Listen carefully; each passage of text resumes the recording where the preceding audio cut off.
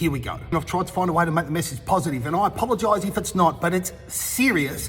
It happens a lot, and I want to see those of you out there that get access to this message avoid doing this with your dogs. Side note, I'm talking about a Dachshund here. If you're going to buy a Dachshund, you need to know they struggle often with anxiety, timidity, insecurity. They tend to be very snappy dogs. They tend to struggle with novelty in their environment, so they are not a dog that you get to put at home, not take out and do work with. They're a dog that you only buy if you're prepared to do a lot of work with that dog in its first year of life. Far from taking a dump on the Dachshund, this can and does happen to a ton of other breeds and crossbreeds.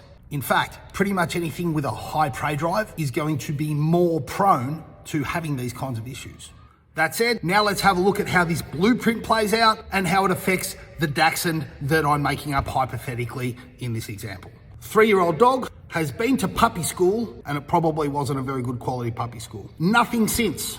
Lives as the second dog in the household. Almost certainly the younger dog. Goes to a dog park at 2 years old and is attacked and injured by a dog. Surprise, surprise, now we're dealing with a dog that has pronounced aggression towards other dogs. The owners can pinpoint that incident as the moment that things went south for that dog. But go back a little bit, and what you'll find is there are other issues. Behavior that was present way back before that incident occurred to the dog.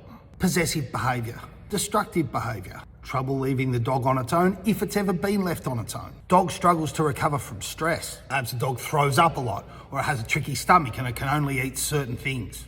Skin conditions. Dog does a whole heap of pacing. Really struggles with loud noises, but of course the owners never really picked up on all of these things. Perhaps they picked up on a few of them, but they didn't know enough to put the pieces of the jigsaw puzzle together. Oddly enough, that's one of the prime areas where professional oversight in your dog training can be tremendously useful, helping you pick up on all these little things and posing questions about what they might mean. There is your blueprint. We have a fragile dog, any resilience that it was born with, undeveloped, no tools in place to help the dog pass this, because this is a Dachshund, probably not great genetic reserves to draw on in terms of resilience.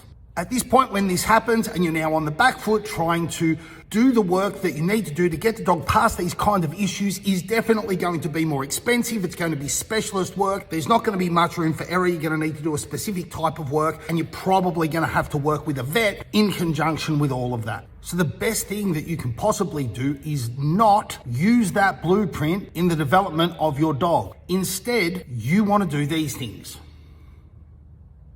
These things are very important. It's all good to say that you love your dog, but if you're not loving your dog in a way that optimizes that dog's potential to live a kick-ass future where it can take the rigors that life throws at it, then do you really love your dog?